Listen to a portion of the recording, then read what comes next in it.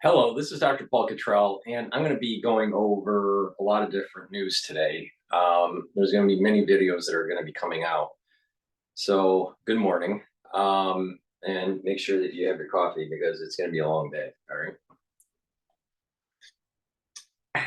All right. Last night, Hezbollah shot a rocket, a 50-kilo rocket, at a soccer field. Did they target the soccer field? Most likely not. They probably were targeting something else.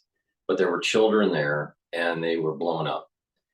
I'm not going to show the video of the actual children's body parts.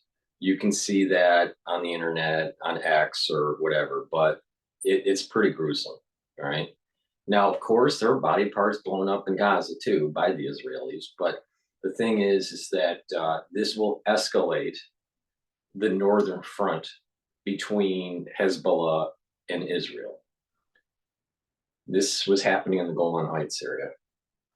Now, like I said before, this conflict is moving towards biblical borders.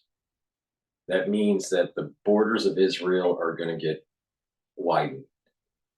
And that means that parts of Lebanon, parts of Syria, parts of even Jordan and Egypt will be in this biblical border boundary after all these wars happen. I don't know if it will be a fast war, meaning it ends this year or next year with the new border boundaries. Most likely not. But this is going to grow. And that this means that the Palestinians in the West Bank are going to be kicked out or killed. But the thing is that there's going to be this border is going to get bigger, all right? So, and that also means Jerusalem. So it looks to me that the Palestinians in the West Bank will be moved into the Gaza Strip as part of this reconstruction plan. But the borders of Israel will get larger in the north and even in the east and in the south. Now people would say, how is that going to happen? Well, you keep on thinking in Westphalian modern construct of borders. The start the start point of where this is ending, right? Where do we need to go to understand how this is all going to unravel and end is actually the biblical border, because this is tied into the Temple Mount and tied into the Red Heifer and the Messianic era and all this stuff, right? So the borders that are in the Bible are what will happen for Israel. Now, that doesn't mean that it's going to get to there like tomorrow or next year. This may be an evolutionary stepwise conflict over years that leads to a larger border system, or something fast happens, nuclear detonation or some sort of other unconventional means where this thing moves fast. It can move slow for this, or it can move fast. We don't know. But I'm taking the stance, I think rightly so, that the biblical borders is where the end game is for Israel's territory. Now, some of those borders are actually with our allied nations or peaceful nations with Israel, or somewhat peaceful nations, such as Jordan and Egypt. Others are not, like Lebanon, Syria.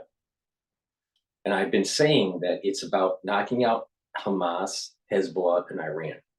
Now, there's going to be some people that don't like what I'm saying, but I don't really care. I take the stance that what was written in the Bible about the boundaries of Israel will be, quote, resurrected, reestablished. What is interesting is that border system for it to be reestablished is taking from enemy nations and also allied nations. Now, how that all plays out, I'm not sure. A lot of people think that you're giving up land because of some sort of war situation. Maybe it has something to do with their economy that collapses, the border nations, their economy collapses, and it lends itself to selling the land. Who knows? Maybe there's some sort of unconventional means of war and it collapses the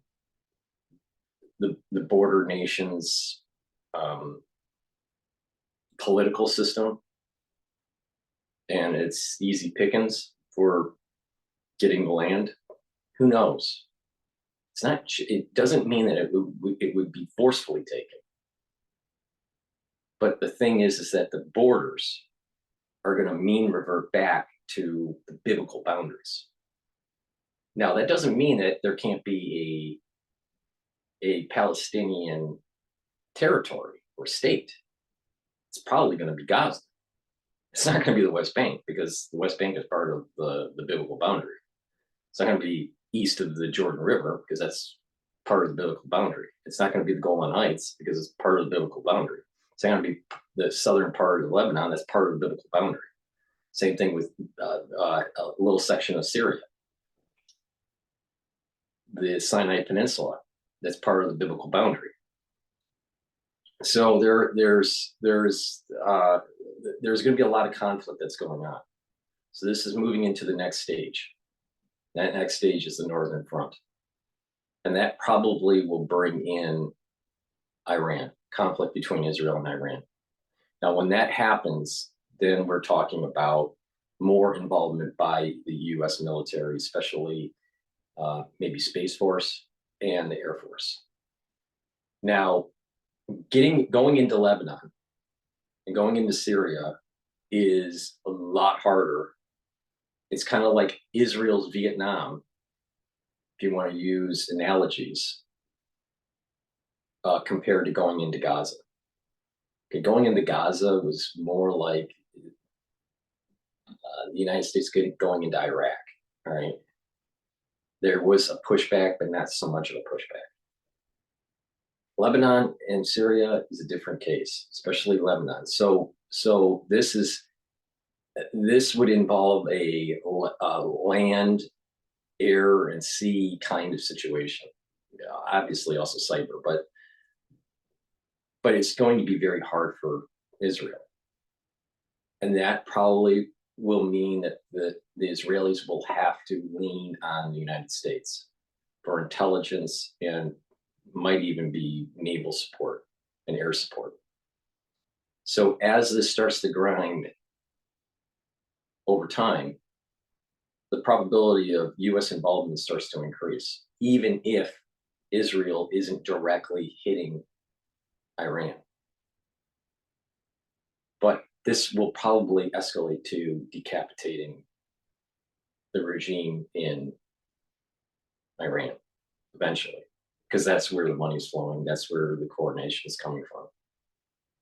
So just keep that in mind. Now, you may not like what I'm saying. You may not agree with what I'm saying, but I'm taking the stance that where is this going seems to me going to what was written in the Bible. So with that said, please subscribe to all my channels. I have 4 channels on YouTube: Brighteon, Bitchute, and Rumble.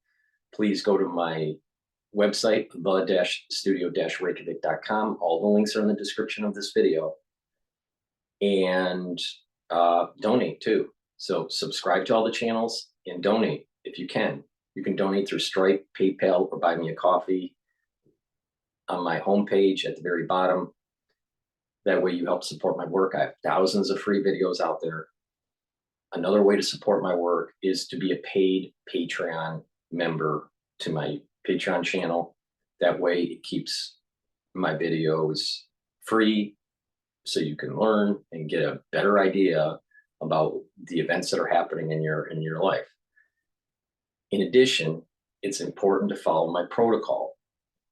I have a anti-aging protocol that I follow every day that will help to boost up your immune system, slow down the aging process, and give you more longevity, give you more vitality, so you can enjoy your life and push the barriers. And when you get older, you start to slow down. Well, there's ways to mitigate that. When you get older, you start having digestive problems. There's ways to mitigate that. When you get older, you start having cardiovascular disease. There's ways to mitigate that. When you get older, you start having sleep problems. There's ways to mitigate that. There's a common theme.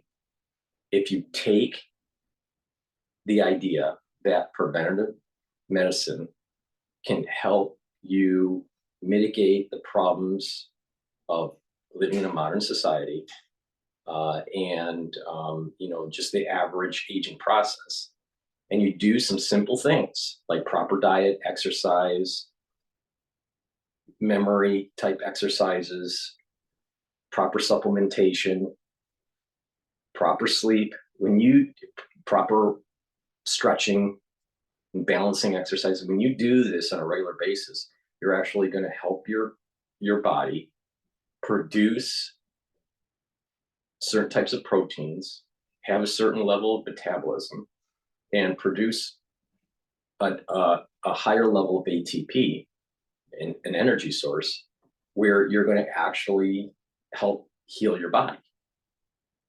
And you do this on a regular basis, you're actually going to slow down the aging process, right? There's about 1,000 or 2,000 people that are living today that will probably live beyond 150 years old, right? Because they're doing this, all right? So, take my advice or don't take my advice, but I'm telling you right now, it works.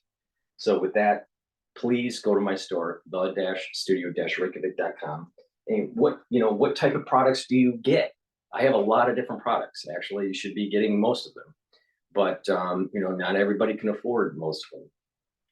But certain things, there's a core, and that is neutralize pathogens, bring down inflammation, and bring down the reactive oxygen species, the free radicals.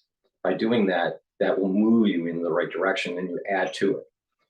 One of the cores are taking a liquid structural nanosilver liquid, and you swish it in your mouth, you gargle with it, you take basically a teaspoon of liquid, and you just swish it in your mouth, gargle with it 20 seconds or so, and then swallow it. You do that every day. You take a teaspoon of it every day. If you're not feeling well, take a tablespoon of it every day.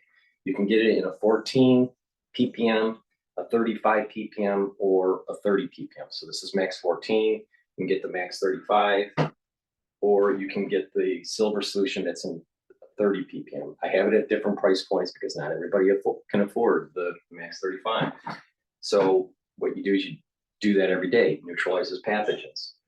What's important is that you take it, you fill that liquid in these applicators, and you can carry it with you to your work or whatever. It has a spritzer, it has a dropper, and it has a nasal spray. So you can spray surfaces with that liquid, and it'll neutralize pathogens. The dropper, you can drop it in your mouth. You can spray on the back of your throat with the sprayer, or you can use the nasal spray. But this is a great way to carry the liquid to work or on a trip or whatever. So get the applicator set. And I also have structural nanosilver gels. The structural nanosilver gel will neutralize pathogens on your skin, around your mouth, around your nose, around your ears, around your eyes. You can just put it around your eyes and nose and lightly coat your nostrils, and it'll stay active for about 5 hours. It'll neutralize pathogens, and you can use this also as a skincare product. This skincare product, you can just apply it on your skin at night and then exfoliate in the morning, and you'll notice that your skin is clearer and tighter, especially on the face. So people use it as a skincare product. If you get a cut, put it on the cut and it will heal the cut quicker.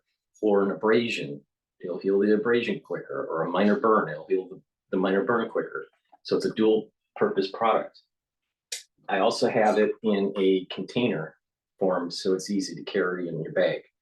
So you the same way to use this gel is the same way you use this tube gel. So, you know, either way, some people prefer to carry it in the bag. Some people have it in a tube form. So please go to my store and get this structural nano silver gel. And I also have structural nano silver soaps. The structural nano silver soaps help to neutralize pathogens. I have different varieties, so go to the store, the-studio-reykjavik.com, and get the silver soaps. And then finally, I have the structural nano silver toothpaste. Why is this important? This helps to neutralize pathogens because it has the structural nano silver. It has no fluoride in it. Fluoride is bad for you, so make sure you filter it out of your water. But this toothpaste has no fluoride in it. It has structural nano silver. It'll neutralize pathogens, reduce the plaque, whiten your teeth, freshen your breath, reduce the gum irritation, and when you have proper oral hygiene, you're reducing the chances of cardiovascular disease and you're reducing the chances of valvular disease. So this is very important to take. It's the best toothpaste that you're going to be able to buy. So go to my store and get a few tubes of this for your household. So with that, that is some of the structural nano silver products that I have. Go to my store, the-studio-reykjavik.com, to look at all of the structural nano silver products that I have. Now, what we're going to do is we're going to talk about on Live Now from Fox, this breaking news with Israel and Hezbollah and the rocket. Breaking news headlines, top stories, and of course, live events to share with you this Sunday morning. But we do begin our newscast with the very latest. We are following breaking news as it relates to conflict in the Middle East, according to our content partners over at the Assist.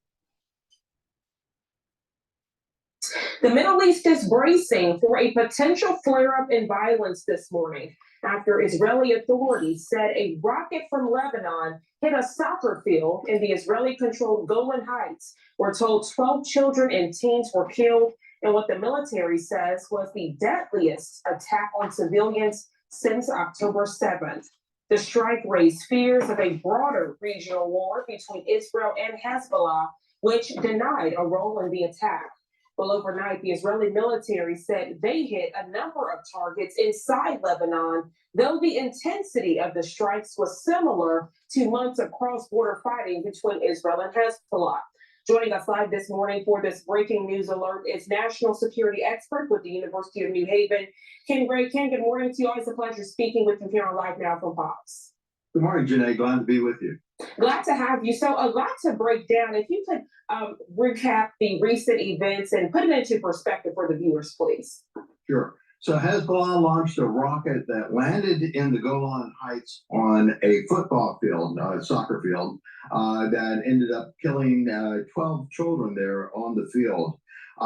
This attack was against primarily Druze City, and the Israelis have condemned this attack as having crossed the line and that they will pay a heavy price. Now, Israel and Hezbollah have been exchanging ordnance across the border throughout this time since October 7th. And consequently, this is give and take the whole time. But that being said, Israel has been looking for some reason to go ahead and launch their northern offensive against the Hezbollah. They have had to evacuate the northern part of Israel because of the constant barrage of rockets and drone attacks in that area. And they have promised to be able to retake that area and make it secure for Israelis to return to their homes. So this may be that event that allows Israel to expand their operations into the north there, into southern Lebanon, to finally deal with Hezbollah. Hezbollah so far has been exchanging round for round, attack for attack, and has plenty of rockets at its readiness to attack Israel, and is very comfortable with doing this small exchange. rocket for rocket, attack for attack. But Israel is talking about actually going in there and removing Hezbollah as a threat to Israel by ridding it from the southern part of Lebanon. And thank you so much for that detailed recap. So as you can imagine, many questions this morning surrounding this latest strike. And the first one many people have is why? Why would a soccer field with children be attacked? So I don't think it was necessarily a rocket aimed for that specific soccer field. That quite often rockets do not have any type of guidance systems, and so they are launched and they fall where they may fall. And so in this particular case, this launch was on the Golan Heights, but it was not necessarily specifically aimed for that soccer field. And so it's most of them fall in areas that are unoccupied. In this particular case, it landed on a soccer field where there were children playing on there. The second looming question. Hello, everyone. I just landed in Charlotte. We have a tremendous rally, unbelievable crowds. People can't even get in. It's really great to see, and whatever you can do to help us out with the fund. The second looming question this morning is, will this be the straw that breaks the camel's back, per se, that does lead to a full-scale war? Obviously, we know fighting with Israel and Hezbollah has been going on for some time now. This isn't the first strike that's happened. The Israeli military has been very vocal, saying how they have actually intercepted some missiles from Hezbollah. But with this recent attack, and then it being compared to one of the deadliest attacks on Israel since October 7th, many are thinking this is going to be the incident that propels Israel into a full-scale war with Hezbollah. Well, a month ago, the IDF started moving assets from the Gaza Strip to the north in preparation if they had to invade into southern Lebanon. So they may already have their forces ready to go in the event that they are ready to do that strike. They've been practicing doing a crossing of the border there into South Lebanon. So the IDF is ready to do so. The question is, do they have sufficient manpower to continue their operations there in the Gaza Strip and do an attack on southern Lebanon against Hezbollah? Hezbollah has been promised support by other members of the Axis of Resistance. Iran has been supplying weapons to Hezbollah, but there are also forces in both Syria and Iraq that have promised to go there and fight with Hezbollah against the Israelis should this occur. And so this could eventually erupt into that regional conflict we've been talking about since October 7th. This may finally be that introduction into the regional conflict. I think it really depends upon whether or not Israel decides that whether or not it has sufficient resources already activated to fight this two-front war. Now, things in the Gaza Strip have been heating up. There's been a lot of fighting going on in the Gaza Strip, all across the Gaza Strip. Israel seems to have come up with a new strategy. They have forces fighting in Rafah. They have forces that are trying to maintain the corridor, keep the corridor open, and they have been fighting in both Khan Yunis and up in Gaza City. Consequently, the IDF may not have sufficient forces to be able to continue to fight in the Gaza Strip at the level that they are doing so now and start a new front there on the northern border into South Lebanon.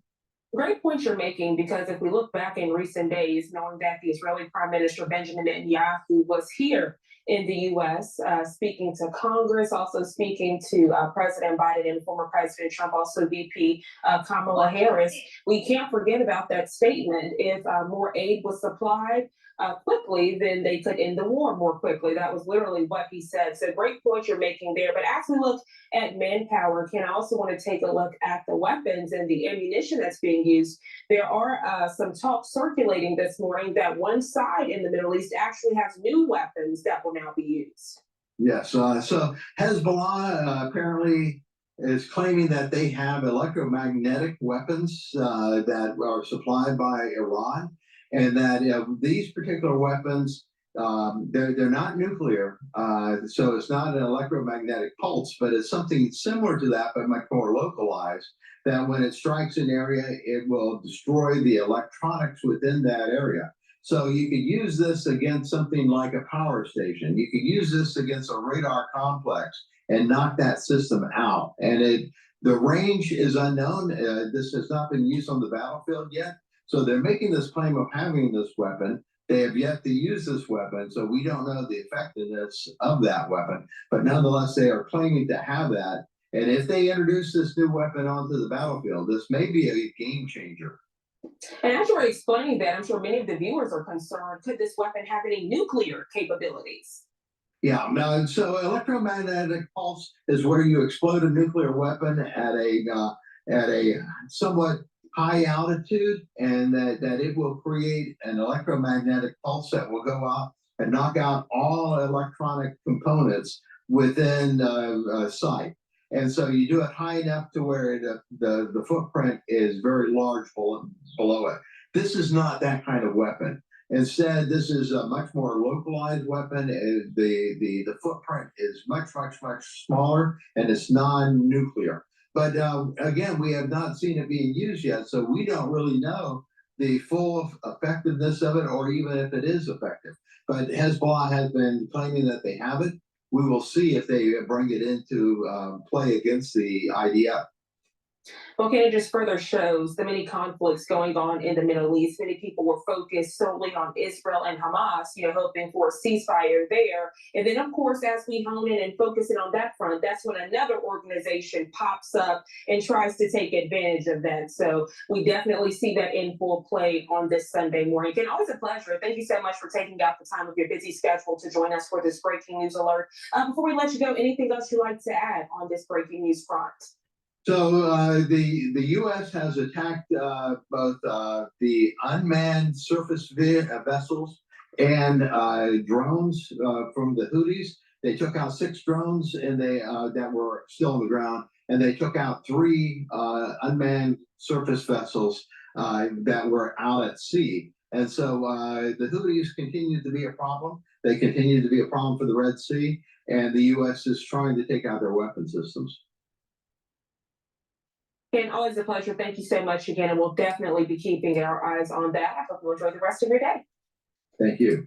And as we further discuss this breaking news alert this morning, getting this TAC War tweet in, or commonly now known as X, my producer Julian getting that in briefly, as we want to further break out this breaking news alert. The Prime Minister of Israel putting out Prime Minister Benjamin Netanyahu's plane has landed in Israel. The Prime Minister is now en route to an area for security assessment and security cabinet discussion. So this just lets you know that the Israeli Prime Minister Benjamin Netanyahu is fully aware of what's been happening out in the Middle East. And now he will be speaking to security cabinet and also other officials in that area to try to come up with some type of game plan. And what many are hoping in the area, they hope he comes up with a resolution.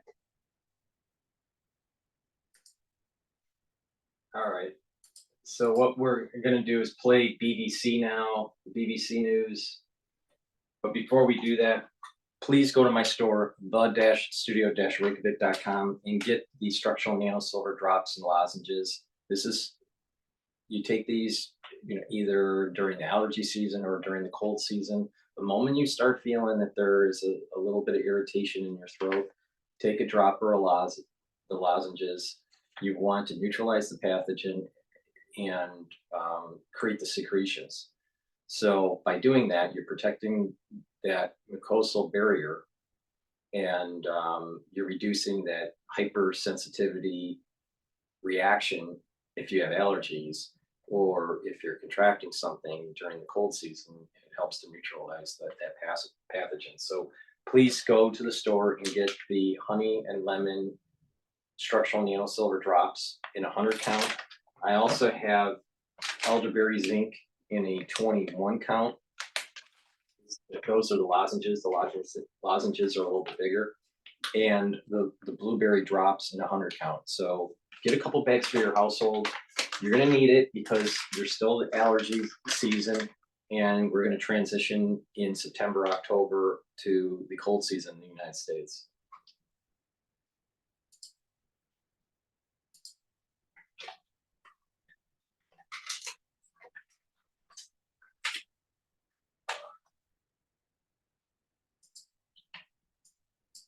A deadly rocket attack start this hour in the Middle East. Israel says it has struck a series of Hezbollah targets deep inside Lebanon. According to the army, terrorist infrastructure was hit, including stockpiles of weapons. It follows a deadly rocket attack on the Israeli-occupied Golan Heights on Saturday, in which at least 12 people were killed. Most of the casualties were teenagers who were playing football in the town of Majd al-Shams. Israel has blamed Lebanon's Hezbollah movement. It has denied responsibility. That's Cross Live now. To Jerusalem and speak to our correspondent Barbara Platt-Usher. Welcome to you, Barbara. Tell us what's the latest on the Israeli strikes. The Israelis carried out these strikes overnight in Lebanon, in the southern part of the country, where those cross-border conflicts has been happening over the past months with Hezbollah, but also further north in the Bekaa, according to the Air Force, and that is less common for the Israelis to strike there. So I think that was probably a message that they are preparing for a larger operation, and certainly that is what the Israeli officials are saying. The language that they're using is very tough. The defense minister has said we'll ensure that Hezbollah pays a heavy price for this loss. The finance minister is calling for the leader of Hezbollah to pay with his head. The foreign minister is saying an all-out war is approaching. So the rhetoric is pretty steep. There's going to be a security cabinet meeting later today when the prime minister returns from the United States to talk about what the next step will be. But I think everyone is expecting that the strikes that we saw overnight could be just the beginning of how the Israelis will respond. And what more details do we have about the rocket attack on the Golan Heights, in which at least 12 people died? Well, that rocket struck a football pitch where children and teenagers were playing football. Frankly, it could hardly have been worse. All of the casualties are young people. Many of the names have been released, as well as the ages. The youngest was 10, the oldest was 16. And there was one family that lost 4 children. So it's a real tragedy. The funerals have started last night, and they will continue later today. An eyewitness said that the sirens did go off when the rocket was in the air, but there wasn't enough time to get to the shelter. The children were running towards the shelter, but the Golan Heights is very close to Lebanon, and so the time before the warning came and the time that the rocket struck wasn't enough, and it struck between the children and the shelter. So it was a very, very tragic and strike, and the leadership of the community has responded with great anger and great anguish against those who Hezbollah, they didn't name Hezbollah, but they said against the terrorists who launched the strike, but also against the Israeli authorities, saying that we really don't have enough protection here because we're right next to the border with Lebanon. We need to have more protection. We've had strikes before. This is just the deadliest one. Yeah, Hezbollah denying it was them, but Israel, the IDF, giving details about the rocket and the bomb, and saying it could only have been them. That's right. Hezbollah had been carrying out some strikes earlier in the afternoon on Saturday, for which it claimed responsibility, but it very strongly denied that it had hit the town of Majd al-Shams. So when the extent of the damage became known, based on what it had said earlier, it was targeting an Israeli military base in the area. So it's possible that one of the rockets misfired. In fact, that seems probable. It's interesting to see the reaction in Lebanon, because this conflict has been taking place between Hezbollah and the Israelis, but other constituencies in Lebanon have responded, clearly because they're very alarmed that this is going to lead to a bigger conflict, if not an all-out war. The head of the Druze community in Lebanon, and I should say that the community that was hit in Israel, in the Israeli-occupied Golan Heights, which is where Majd al-Shams is located, was a community of Arab Druze. There are many Druze also in Lebanon, and the leader of that group did come out and condemn the killing of civilians, but he also said, look, Hezbollah statement said they weren't responsible. We have to remember that the Israelis tried to divide incite discord and fragment the region with their efforts. And so he was putting the emphasis on Israel rather than on Hezbollah, and calling for an immediate cessation of hostilities and a ceasefire. The Lebanese government also has made various statements. It usually stays out of this ongoing conflict, but it again condemned the killing of civilians, but said that there must be a cessation of hostilities. The foreign minister has spoken recently, and he said, look, I don't think Hezbollah would have targeted this community. It's a community of Arab Druze, as I mentioned, and we have a large number of them in the country. Perhaps it was a mistake either by Hezbollah or by Israel, but he clearly was worried that this would lead to a bigger conflict. And he said, we are talking with Hezbollah and asking them not to retaliate at this present time. So I think the expectation is of a strong Israeli strike, and clearly the Lebanese authorities are trying to convince Hezbollah not to respond to that. Okay, Barbara, thank you.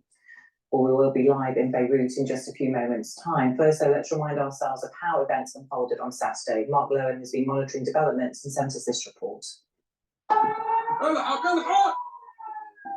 Early evening in the Israeli-occupied Golan Heights, and the warning of an incoming threat about to become deadly and dangerous. A rocket struck a football field where children and teenagers were playing. Several were killed in the deadliest strike since the cross-border fire between Lebanon and Israel began last October. The anguish of loved ones at young lives cut short in a conflict that could be about to escalate sharply. A rocket barrage which lit up the sky was claimed by the Lebanese militant group Hezbollah, but it denies firing the deadly strike onto the football field. That, the Israeli army spokesman says, is a lie. This attack shows the true face of Hezbollah, a terrorist organization that targets and murders children playing soccer on a Saturday evening. We will act to restore full security on our northern border for all the citizens of the state of Israel. And the question is how Israel's government will react. Benjamin Netanyahu is returning early from the US to chair his security cabinet, where he'll face calls to hit back hard. As the young injured were rushed to hospital, fear is growing that all-out war with Hezbollah, a proxy of Iran, could now be drawing closer. South, in Gaza, the other front of this war, Palestinians too were scrambling to save lives, this time after Israeli strikes killed dozens. Here too, it's children paying the price in a nightmare with no end.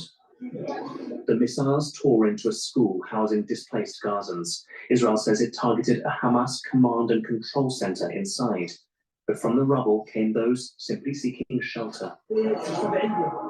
Mustafa says the blast threw him into the air and he fell to the ground. I didn't know where to run for fear, he says, so I fled inside the school thinking it was safe. But then I saw heads, hands, and feet. The spark from the 7th of October ignited Gaza and now Golan. The question here is, will it start an inferno? Mark Lowen, BBC News. Before we go to Fox, this is the former State Department spokesperson talking about the incident. Please go to my store, the-studio-reykjavik.com. The link is in the description of this video. It's important that you take collagen every day. The reason why is that it'll help with your bones, your skin, your joints, the ligaments, the tendons. There's lots of amino acid. I have an amino acid profile here. You can see that there's a lot of amino acids in this powder. So, you know, take the collagen. It's important for the health of the body, but it's part of the protocol of anti-aging and longevity. All right, you should take it every day. It's a powder. There's a scooper in here, but it also helps with the skin. And if you pay attention to the recipe, your skin will improve. You take the collagen every day, and you take it with vitamin C. All right, I have vitamin C and magnesium. And you drink 64 ounces of filtered water. All right, why?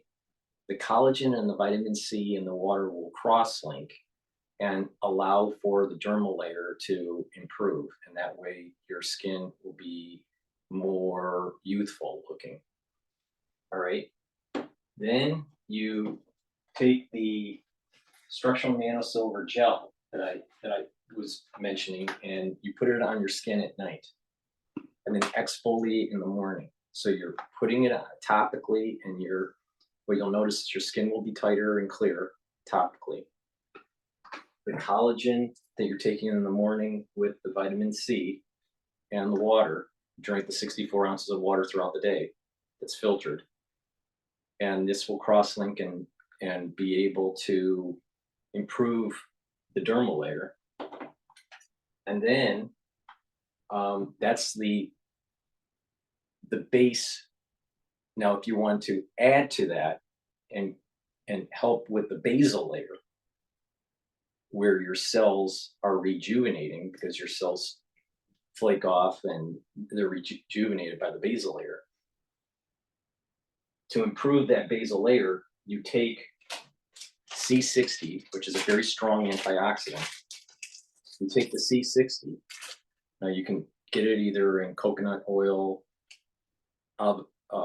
extra virgin olive oil, or the avocado oil. You take a teaspoon of it a day, and the cells in your body, the reactive oxygen species will be neutralized, and the stress of the cell will go down, and the mitochondria in the cell, the health of the mitochondria will go up, and you'll have more ATP. So that basal layer in your skin is going to be healthier. And then you're also taking the resveratrol to get rid of senescent cells. When you take the resveratrol, the C60, the vitamin C with the collagen, and drink the filtered water, and then you're applying the silver gel on the skin at night and exfoliating in the morning, you'll notice in 30 days that your skin is much more improved. So why does this work? Well, the cross-linking between vitamin C and the collagen helps with the dermal layer. The topical helps to heal the skin at the top, and the C60 helps the basal layer because it's reducing reactive oxygen species, because when we're out in the sun, it's creating problems for the cell and it's creating reactive oxygen species. So you want to neutralize that.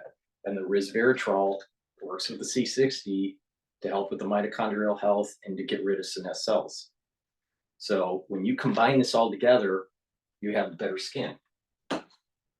There's other improvements that happen by just taking the C60. Your other cells in your body will improve too. Same thing with the resveratrol. The point here is it's about stacking. There's synergy when you combine these things.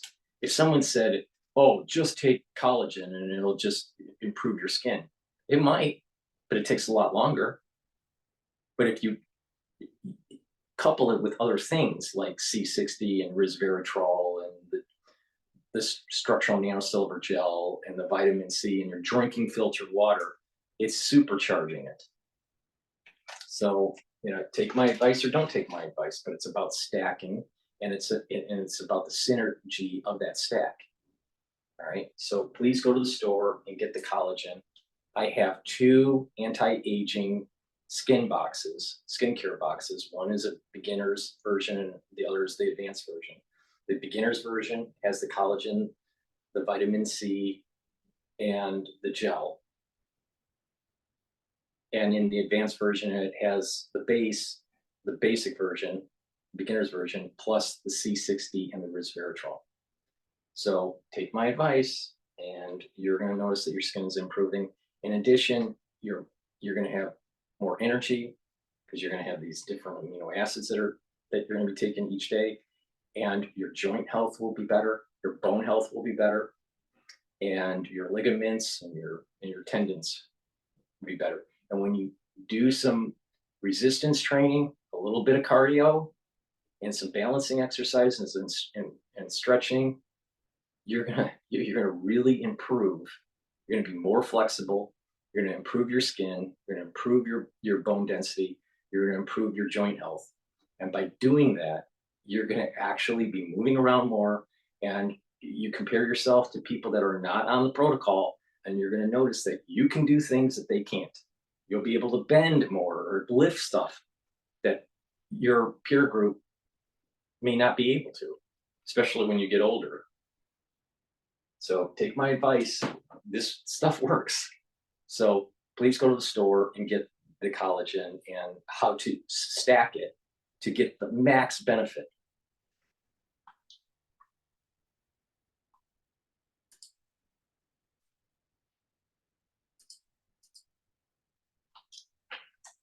Israel heading back against Hezbollah in Lebanon after the Iranian-backed terrorist group fired rockets at an Israeli playground, killing 12 children. It was the deadliest attack since October 7th. Former State Department spokesperson Morgan Ortagus joins us right now. Morgan, it's good to see you, albeit with this horrible news that we are still digesting. And we saw some of these response attacks from the Israelis overnight. That's just the beginning, probably, right? Yes, certainly.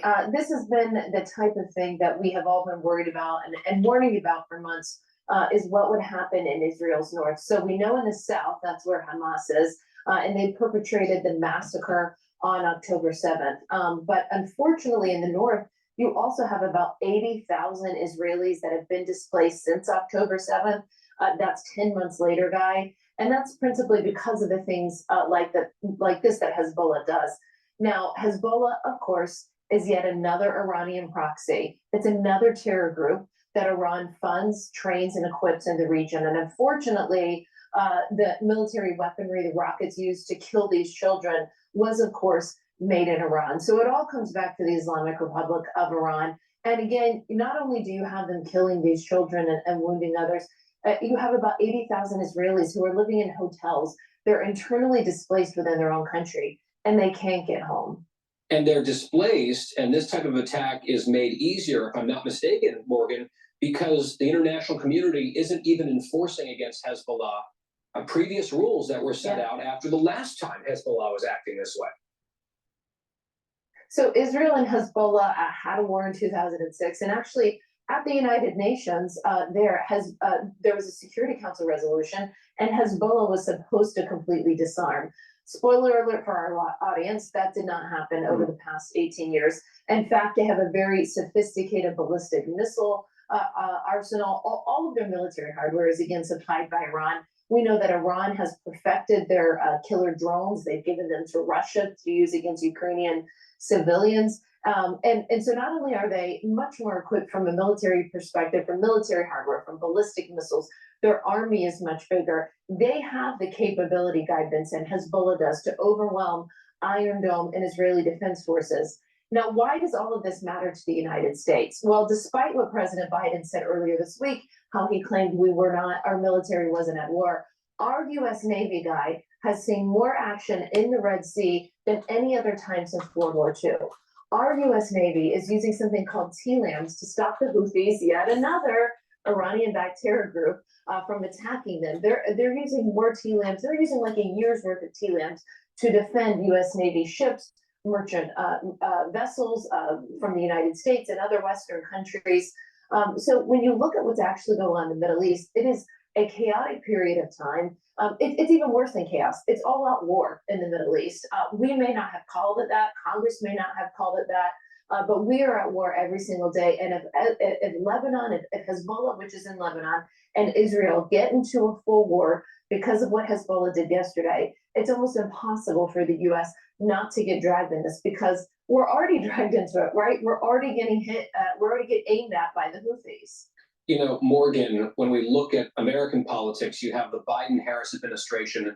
They have enriched the Iranian regime, which has empowered them to engage in this type of terrorism support on multiple fronts against Israel. Then there's been quite a bit of daylight between Israel and the United States during the Gaza war started by Hamas. That's a tough combination, I think, to defend from an American perspective, given what Israel faces in terms of this threat. Yeah, you can put a different face, name on it. You could change the gender, but ultimately, this is the policy towards the Middle East that Barack Obama and his administration started in their second term. This was in the first term of Obama. By the way, I was in the Middle East as his Treasury attaché in the first Obama term. They had continued the Bush administration sanctions. They were still tough on Iran. And the second term, that completely changed when they decided to go negotiate the JCPOA, the failed Iran nuclear deal that President Trump rightly withdrew from. And what we've seen is them just go back to those Obama policies that enrich Iran, that enrich in terror groups around the Middle East, and that get Americans killed. That's the most important point on all of this, guy. Americans are getting killed, shot at, and attacked by all of Iran's terror proxies throughout the entire region. Morgan Ortegas, thanks for being with us this morning. I'm Steve Ducey. I'm Brian Kilmeade. And I'm Ainsley Earhart. And click here. Okay, so we're gonna go to DW in their coverage on the Golan Heights attack. Before we do that, please go to my store, the-studio-reykjavik.com, and get the great products that I have worked with Rainbow Herbals on. We have created these 3 different bars. It's the Even Better Bar, which is an all-purpose skincare bar. You can apply it on your skin on a daily basis, and what you'll notice is that your skin will be smoother and shinier, softer. So you just apply it every day. In addition, if you have a muscle ache, you can rub it on the muscle that's hurting, and it'll relieve the pain. In addition, if you have a minor burn, an abrasion, or a cut, you can rub it on the cut, the abrasion or minor burn, and it will heal quicker.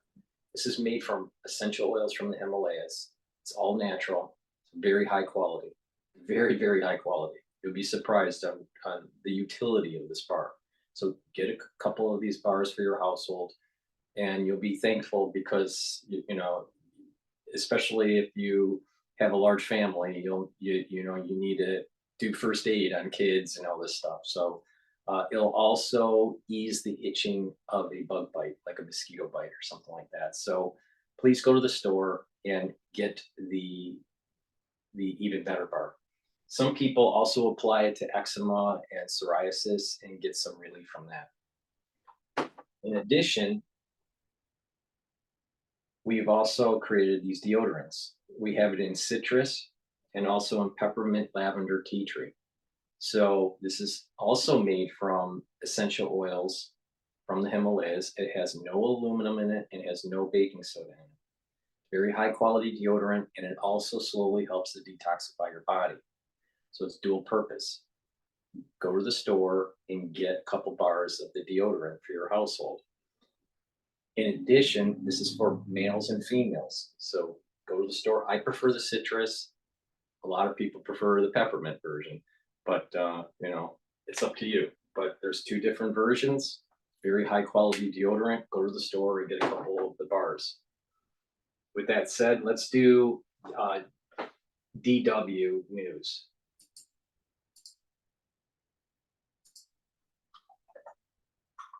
Overnight attacks on Hezbollah targets in Lebanon, striking weapons caches and, quote, terrorist infrastructure. This comes just hours after 12 people were killed in a rocket attack on a sports field in the Israel-occupied Golan Heights. Israel's Defense Minister Yoav Gallant has visited the site of that attack in the Arab town of Mashal Shams. The military says those killed were children and teenagers. Israel is blaming the Hezbollah militant group, which is backed by Iran and based in Lebanon. The group has denied being involved. The United Nations is calling for maximum restraint on the border between Lebanon and Israel, the scene of repeated hostilities.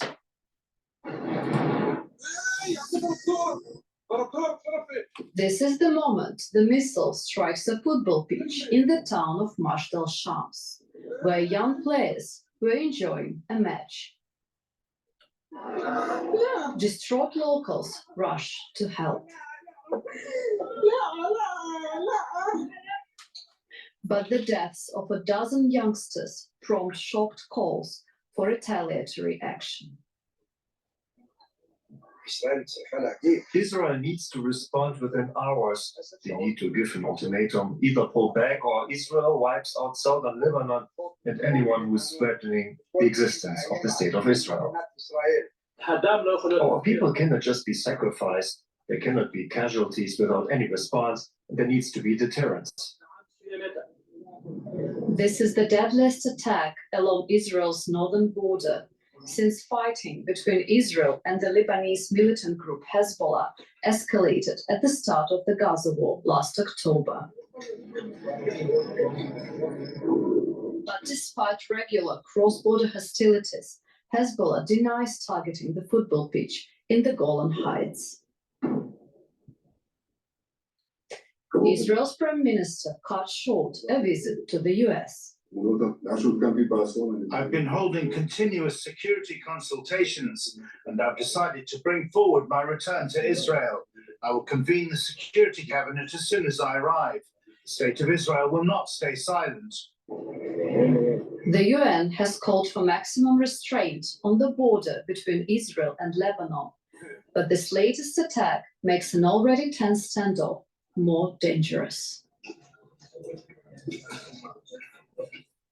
Joining me now is DW correspondent Tanya Kramer in Jerusalem. Hello, Tanya. What more do we know at this point? Well, some of the victims have now been named here in the Israeli media. These are all younger children, teenagers between the ages of 10 and 20. These 12 were killed in this strike on Saturday night, and many more, we understand, are also seriously injured, still in hospital. The sirens, from what we understand from eyewitnesses, is that the sirens went off in this Jewish community on the Israeli-occupied Golan Heights very shortly, and then the impact was heard shortly after, so there was not much time for people to run for cover, and the Israeli army is still also looking into it. Why this missile was not intercepted now. Hezbollah has denied responsibility, but Israel has dismissed that. And in a first retaliation, the army said this morning in a statement that they have retaliated and targeted overnight a number of what they describe as Hezbollah targets, such as combat infrastructure deep inside Lebanon and also in southern Lebanon. Right. So what's interesting here is some sort of blame game going on also. Talking about the initial attack, Israel says the attack was conducted by Hezbollah, but Hezbollah denies this. What evidence is there so far? Well, that's right. I mean, Israel dismisses Hezbollah's claims that they didn't fire this rocket. Now, the military has said, the chief of staff, that it was a Falak missile with a 50-kilogram warhead that was launched towards the... Let me just interject a little bit here, because I do a lot of watching of the news, and I have my own opinions on certain things and whatnot. We are in World War III. All right. People need to get out of this mindset that world wars, it's one event that starts it. No, it's a series of events that starts war. All right. And it builds up. And we're already in World War III. All right. Now, what was the inflection point? I don't know. There's probably lots of debates.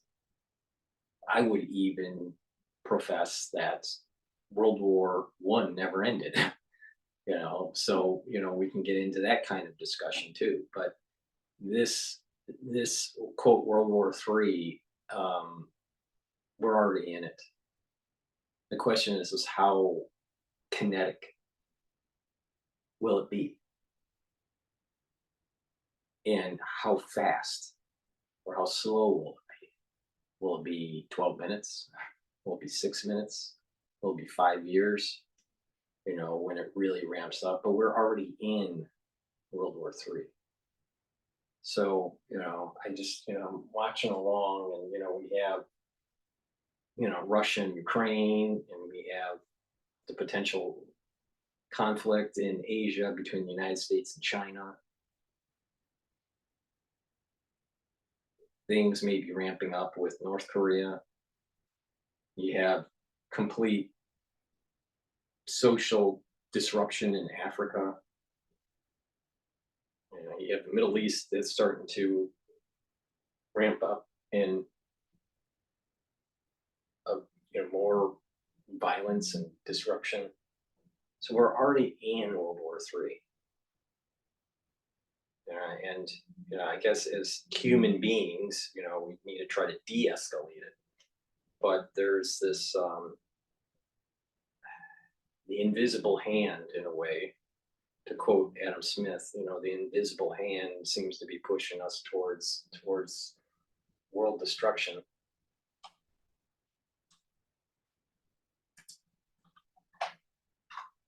Occupied Golan Heights, and that is part of the arsenal of Hezbollah. They also trace the trajectory of this missile. Now the question is now what follows after that, and this has different layers. Of course, this was an attack on the Druze community there in the north, and basically there are also Druze in Lebanon, also Druze in Syria. This could have repercussions also on Hezbollah domestically, but also, of course, we've seen in the past month since the war on Gaza started, since October 7, these cross-border attacks with tensions going up and down. And most of the officials here have said, or analysts, there would be one of such incident where many civilians would be killed that could tip this balance, and there could be potential for broader conflict. Right, tensions are indeed running high. Tell us more about how officials inside Israel are reacting to this. Well, we've heard a lot of condemnation, obviously, from different political leaders.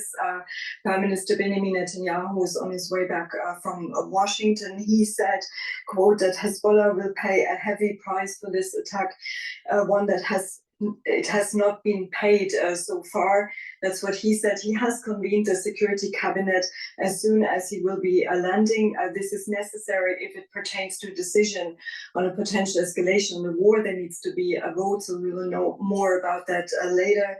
But this is certainly a very dangerous situation right now here in the region. Right. PW correspondent Tanya Krima in Jerusalem. Thank you. Now, it's important to put it in the context of what's happening in the United States with the election. Michigan is in play to either go for Harris or for Trump. Now, there is a large Muslim population in Michigan, especially in Dearborn and Hamtramck, but definitely in Dearborn, so in the Detroit area. That if Michigan doesn't go to Harris, the Democratic Party is going to lose potentially the White House.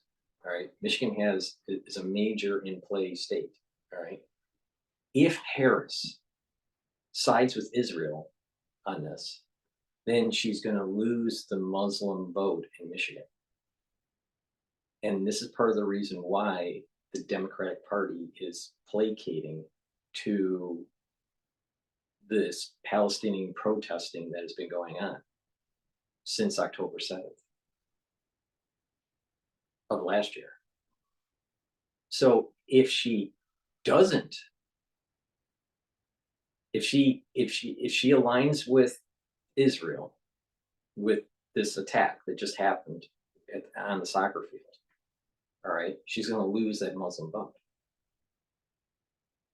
In addition, if she decides not to align herself with Netanyahu, with this attack by Hezbollah, then she's going to lose the independent or the middle of the road voter that might vote for her or might vote for Trump. Because that middle of the vote, that middle of the road voter that's on the fence, I think is more aligned with a more stabilized Middle East than aligning themselves, that have Western values, than aligning themselves with terrorists. Hezbollah is a terrorist group, all right? Same thing with that Hamas, but so which side is she going to pick? She's going to pick the terrorist side, and she's going to lose the middle of the road vote, or is she going to align with Netanyahu, and she's going to lose Michigan? So she's in a tough spot. Now, if you remember, when I've been covering this whole Middle East conflict since October 7th, I said that the tail and the logic of that ultra liberal is going to eat itself. That the ultra liberal will eat its own tail, and it's playing out that way. Harris can't have a really good foreign policy where it gives her a good path to winning the White House because of what just happened. Now, if you step back and you're a little bit spiritual, or you step back and you're a little bit religious, all right, you can easily see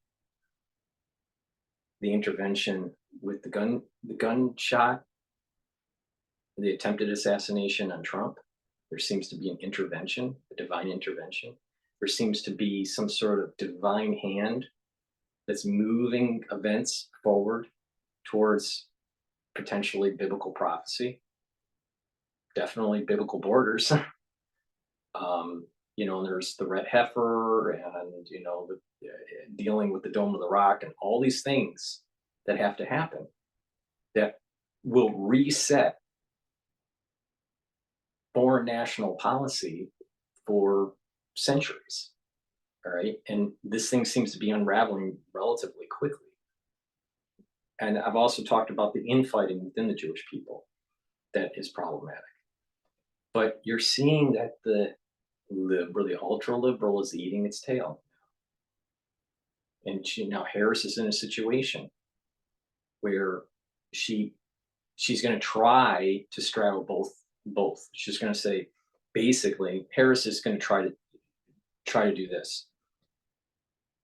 She condemns Hezbollah, but Israel needs to be, you know, have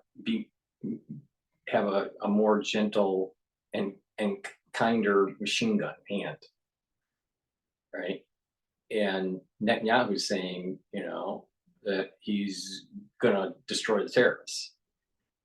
She can't really side with Netanyahu because she's gonna lose Michigan if she does that.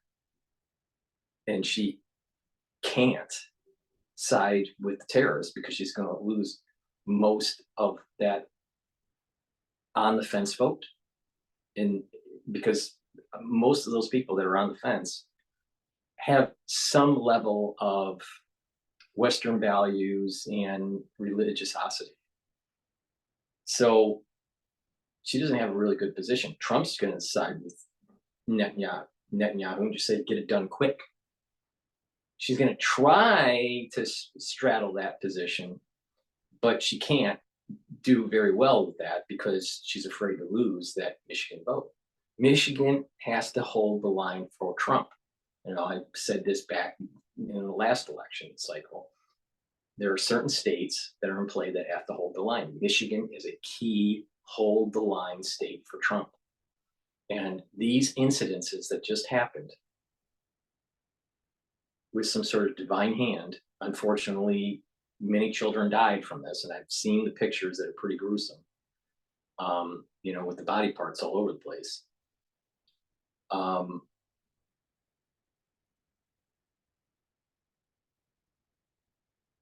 Trump needs to win Michigan. It's super important. He has to hold the line. He has to hold the line. You know? But there's this kind of like divine hand that's happening that is giving us the opportunity in the United States to maybe reset and become more conservative and push back on wokeism and this ultra liberalism. That's my take on it. So before we go to Fox and end this session, please go to my store, the-studio-reykjavik.com, and get the ashwagandha root. This will help to control your blood glucose levels and bring down that inflammatory response in your vascular system. Extremely important. You want to bring down inflammation. That's part of the anti-aging protocol. When you bring down pro-inflammatory cytokines, you're helping your immune system. Very important. Also take it with turmeric. It's an antioxidant, but also brings down inflammation. That's part of a core of the anti-aging and longevity protocol. clarity factor, very important to get rid of that brain fog and allow you to focus. Take it once a day. Some people take it twice a day. It'll help you focus at work, in school, and also, even if you're retired, you need to get those neurons firing by keeping those dendritic connections enhanced and you forming new ones. You'll have better memory and you'll be able to think faster. When you get older, they start to recede. But there's neuroplasticity. You can regain those connections, assuming the neuron didn't die. But you can regain those connections. And the earlier you regain those connections and the more connections you build up, you're reversing that mental decline through just normal aging. So by taking this and training your mind by mindfulness or some sort of spirituality, some sort of meditation, staying away from negativity, being engaged by reading and writing and talking to people, you're going to actually be working your brain just like a muscle. And when you're working your brain just like a muscle, you're going to be able to connect those neurons better. And those neurons will be firing those neurotransmitters, and you'll have better memory and you'll be able to think faster. So take my advice. You can reverse degenerative aspects of aging by simple training your brain, exercising your brain by reading and writing and talking to people, but also proper supplementation. So go to my store and get the clarity factor. Also, with good mental acuity is making sure that you sleep on a regular basis. You need 3 cycles of REM sleep on average a night. A lot of people are not getting enough sleep and exercise, but enough sleep to get those 3 REM cycles. So what you want to do is get the good night formula. It has tryptophan and melatonin in it. It has other vitamins and minerals in this supplement, but it'll allow you to go into that REM cycle, those 3 cycles of REM per night, and you're going to be able to consolidate memory. You're going to detoxify your body because you need sleep to detoxify your body, especially the cerebral fluid. And when you do that, you're going to be well rested. You can consolidate memory, right? And you're detoxifying your body. You do that on a regular basis, and you're reducing the chances of dementia, and you're reducing the chances of neurodegeneration. So if you're having problems sleeping, you need to go to my store and get the good night formula and take it every night so you get a good sleep. Sleep is a very important feature on slowing down the aging process, boosting up your immune system, and improving your longevity profile.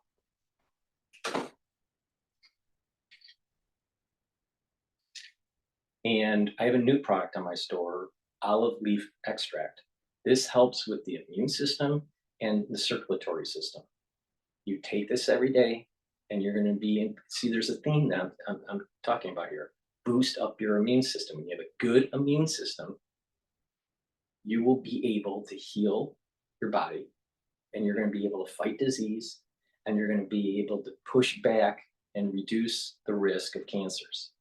So you need to boost up your immune system in proper supplementation, proper diet, proper exercise, filtered water, all these things that I'm talking about. Well, they all stack up to slow down the aging process. Preventative medicine is very important to practice with your body, so you don't have to depend on the Western medicine. All right, you don't want to be sick, do you? Most people would say no, they don't want to. So stop eating the processed foods, stop eating the fast food, stop drinking the pop, stay away from the sugary foods and the drinks, and proper exercise, proper supplementation, proper diet, and you are going to be able to heal your body. Most of the ailments that we have in the United States is self-induced. So go to my store and get the olive leaf extract to boost up your immune system and improve your circulatory system.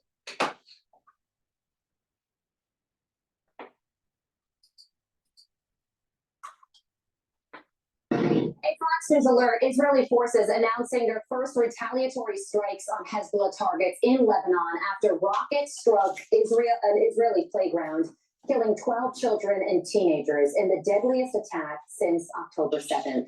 Israeli Prime Minister Benjamin Netanyahu issuing a stark warning, vowing the terror group will pay a heavy price for the horrific attack. Here with more is CEO of the Foundation for Defense of Democracies, Mark Dubois. Mark, this is a national tragedy for the state of Israel, the deadliest day since October 7th, when children thought that they were safe enough to play soccer outside in the park, and now 12 families, possibly more, are in mourning. Before we get to next steps and what this could spark, how is Israel responding to this tragedy? Well, it's a day of great grief, and obviously funerals for these kids and the Israeli people who are just furious. I mean, Hezbollah has fired 7,000 missiles and drones and rockets at Israel since October 8th. There have been 40 Israelis killed, including these children, and 60,000 Israelis have been driven from their homes in the north. So Israelis are furious, and they're calling on their government to respond. Yeah. Well, Israel has already responded. They struck deep into Lebanon, which is the headline, but they hit Hezbollah military depots and infrastructure. Is it safe to say that Israel is not done responding? So the Prime Minister is meeting with his cabinet today and considering options, but I think Israel is certainly not done responding. And the real question is Israel going to strike deep into Lebanon, deep into Beirut? Are they going to go after Hezbollah strongholds in Beirut, kill senior commanders? Are they going to go after Hezbollah's terror chief, Hassan Nasrallah, who's ultimately responsible for all this blood? And if they do so, are they prepared for what is going to be a massive war and a massive retaliation striking central Israel, including Tel Aviv, where I am today? Yeah. Well, here's a quote from a U.S. official given to Axios. What happened today could be the trigger we have been worried about and tried to avoid for 10 months. Is Israel capable of fighting a two-front war? Well, it's actually a seven-front war for Israel right now. For Lebanon, it's Syria, the West Bank, Gaza, the Houthis attacking them from Yemen, Iraqi Shiite militias from Iraq, and Iran itself, which attacked them directly on April 13th. So the problem is that the Biden-Harris administration's policies completely failed. I mean, the policy is to ask Israel to stand down. They put immense pressure on Israel. They're not providing Israel with the munitions that Israel needs to fight a seven-front war. And they followed a strategy of maximum concessions to Tehran. This is an important point, because what I was saying months ago, the Biden administration, and now Harris is towing the same policy, is political expedience for the Democratic Party, for their administration. Political expedience isn't going to solve this problem. All-out war, no holds barred, is the only way that you're going to reach homeostasis in the Middle East. You can't peacefully do this. This just a full-out battle royale needs to happen between Israel and the terrorist groups, Hamas, Hezbollah, and Iran, for this to stop. Now, whoever wins, wins. That's how war works. But tying Netanyahu's hands on being able to conduct the war because of some sort of political expedience on what's happening in the United States is the wrong policy. And so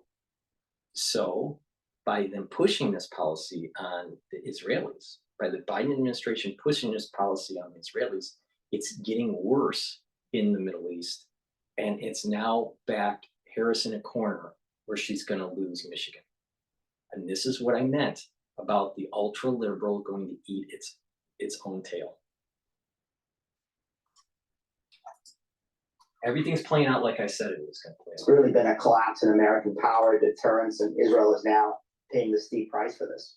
So yesterday, Israel delivered an updated hostage and ceasefire negotiation. Apparently, Netanyahu has added some new demands that include maintaining control of the Gaza-Egypt border to prevent the flow of weapons and militants. And that sounds like it could prolong things.